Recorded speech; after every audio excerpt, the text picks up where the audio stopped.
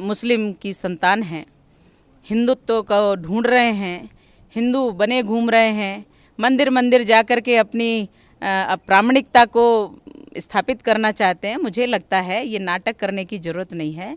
देश की जनता बहुत अच्छे से समझती है, जो अपना नहीं हुआ वो किसी का नहीं हो सकता।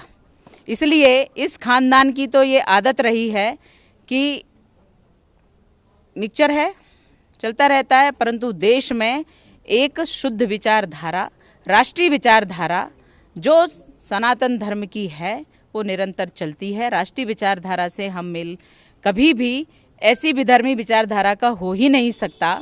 और कांग्रेस की विचारधारा तो आतंकवादियों को संरक्षण देने की है। इसके कई उदाहरण हैं। सोनिया गांधी कई बार आतंकियों के मरने पर रोई हैं, और इसलिए और भी जो आतंकवादी गए हैं उनके घर ये रुपए की थैली लेकर के भेंट करने गए हैं कांग्रेसी। और अभी इसने जो कहा है, इसने राशिद अल्वी ने जो कहा है, ये निश्चित रूप से विक्षिप्तों की पार्टी बन गई है। और मुझे लगता है कि हिंदुत्व और हिंदू और भगवा सनातन धर्म ये सब इनकी समझ से परे हैं, क्योंकि ये लोग इन संस्कारों में ना तो संस्कारित हुए हैं और ना कभी ये पले बड़े हैं। ये इनको समझ ही नहीं सकते हैं। प्रभु राम जी को ये नहीं समझ सकते, हमारे सनातन धर्म को नहीं समझ सकते, ये हमारी सनातन संस्कृति को क्या समझेंगे। इसलिए इनको प्रभु क्षमा करेंगे। हम लोग हिंदू जो हैं वो कभी भी इनको क्षमा नहीं करेंगे, क्योंकि प्रभु राम जी तो क्षमा करते हैं पर हनुमान जी क्षमा नहीं करते। तो हनुमान जी के रूप में ये हमारा हिंदुत्व अभी कार्य कर रहा है और निश्चित रूप से करेगा, और इन लोगों को दंड दिलवाएगा। और जो भी होगा, प्रकृति भी दंड देती है। किसी भी धर्म के लिए कभी भी कोई कुठाराघात करता है तो मुझे लगता है उससे बड़ा पापी दोषी कोई नहीं है, और इन विधर्मियों को निश्चित रूप से दंड मिलेगा। हम कानून के अंतर्गत इनको दंड दिलवाने का पूरा प्रयास करेंगे। उनके बताने से नहीं, उनकी वंशावली निकाल लीजिए, डीएनए करवा लीजिए। वंशावली उनकी गड़बड़ है, और मुझे लगता है कि उसी संस्कार में, ये कुसंस्कार में पले हुए संतानें अब कभी यूपी में, कभी जहाँ चुनाव होते हैं वहाँ माला डाल करके और मंदिर में धोती पहन के, धोती भी नहीं संभल रही है, भागते भागते चले जाते हैं। मुझे लगता है कि हमारे प्रभु के यहाँ तो सबकी जगह है, लेकिन इन लोगों की, ऐसे धूर्त लोगों की तो जगह वहाँ भी नहीं है।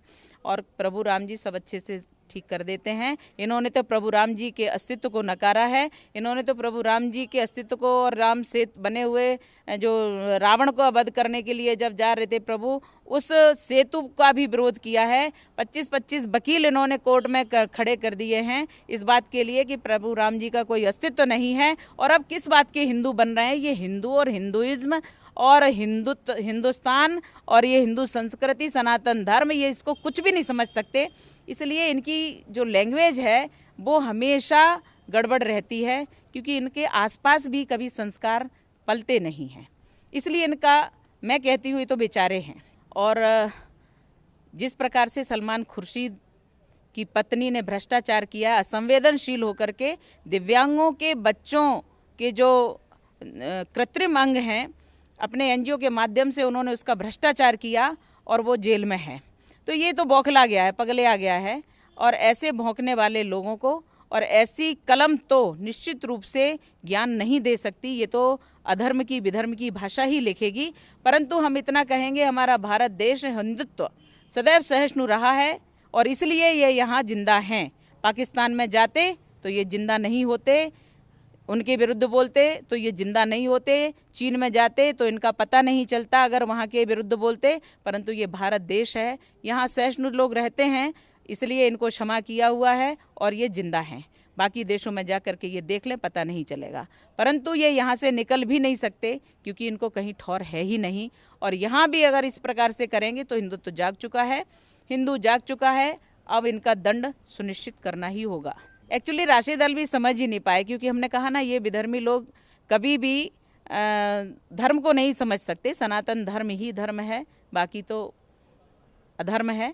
इसलिए जो विधर्मी लोग हैं वो हमारे शास्त्रों को कभी नहीं समझ सकते। उन्होंने कालनेमी का उदाहरण अपने ही पार्टी के प्रमुख जो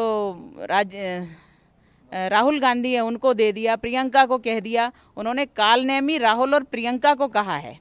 और ऐसे कालनेमी बने हुए लोगों के लिए हमारे हनुमान जी, प्रभु राम जी के भक्त हनुमान जी निश्चित रूप से उनकी व्यवस्था करते हैं। और कालनेमी का क्या हश्र हुआ था, कालनेमी झूठा साधु सन्यासियों का वेश बना करके, और उसने जिस प्रकार से हिंदुओं को झूठा बना करके और प्रभु राम जी से छल किया था, उसका हश्र उसका वध करके किया। और इसलिए हमारे प्रभु राम जी का काम प्रभु हनुमान जी हमारे निपटा देते हैं। इनका भी यही हश्र होने वाला है। देखो, दूसरा धर्म कोई है ही नहीं।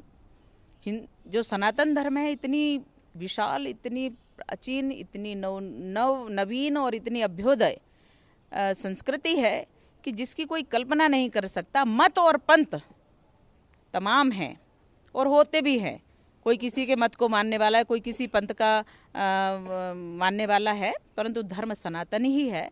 और सनातन धर्म के विरुद्ध विधर्मी जब बोलते हैं तो निश्चित रूप से वो विधर्मी भारत के सहिष्णुता का लाभ उठा रहे हैं।